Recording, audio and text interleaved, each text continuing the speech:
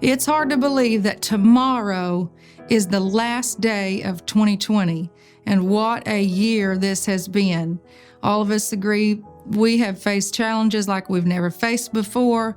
We've had difficulties and circumstances, and some even more so than others. There's some of you that you've lost a loved one this year due to the pandemic, or some of you may have lost your job. And then when we look into the uncertainty of 21, we realize, okay, we're staring at another mystery, and we wish we knew what it holds, but we're not granted that ability as humans. We can't see into tomorrow. Only God holds and knows what our tomorrow will be, and we have to just trust Him.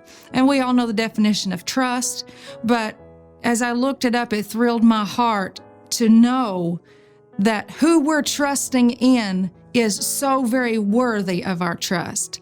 The definition is the firm belief in the reliability, the truth, the ability, or the strength of someone or something.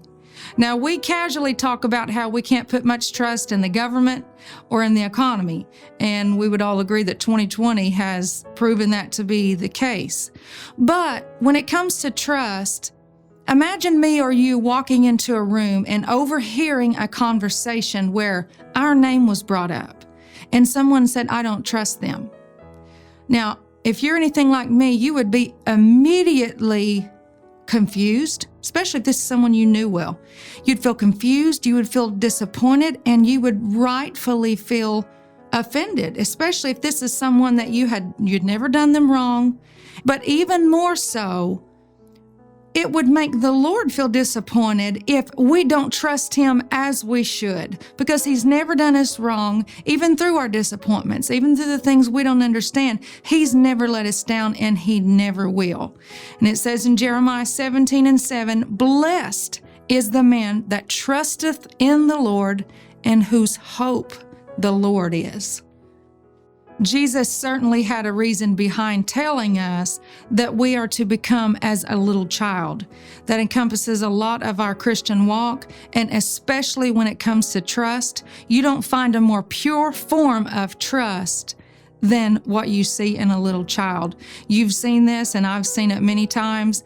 The sight picture of a parent or an adult. I've done this, I'm sure you have. You have a little child and they're standing on a ledge, or they're standing on the edge of a platform, and you're standing out a little ways, and you hold out your arms and you tell that child to jump. And it's so sweet as they squeal and they laugh with excitement as they throw all caution to the wind and they jump into the waiting arms of the one that they trust. Now, we know as that's generally a toddler, because the older a child gets, the more apprehensive they feel at the edge of that stage, or the edge of whatever it is they're standing on that they're being asked to jump.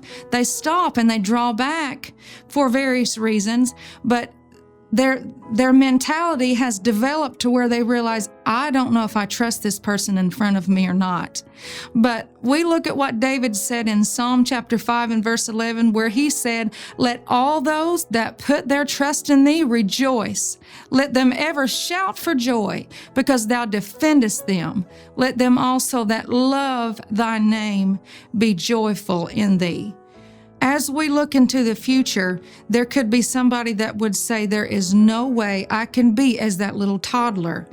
To jump into 2021 and feel like that I'm excited, or that I throw all caution to the wind and be as that little child and jump into the arms of the Lord, knowing that He's waiting in 2021. And no, it's not that we feel as a little child that really doesn't understand the future. They don't really understand the dangers that may be waiting. That's not the point, but we realize the arms of the one that we are jumping into, if I can use that term, the arms of the one that's waiting in 2021. He is not going to let us fall. And it made me think of the song that we wrote many years ago, and we've lived this song in 2020.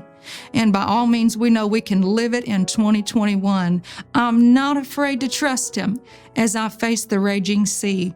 I don't know what lies ahead, but I know the one that stands by me. I don't know about tomorrow, but I know who holds my hand. I've placed my faith in Him, and I'm not afraid to trust Him.